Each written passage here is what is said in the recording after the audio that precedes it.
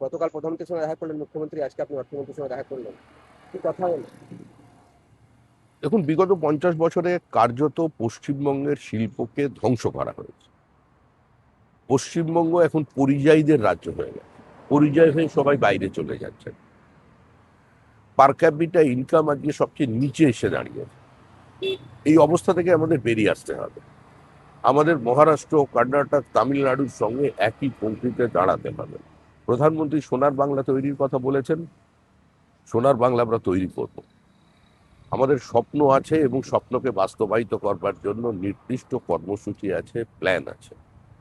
নির্মলাজি পশ্চিমবঙ্গ এই অর্থনৈতিক অবস্থা থেকে কি করে তার উত্তরণের পথ দেখাতে পারেন সে সম্পর্কে তিনি অভিহিত আছেন এবং তিনি বিশ্বাস করেন এই অবস্থা থেকে বেরিয়ে আসা সম্ভব।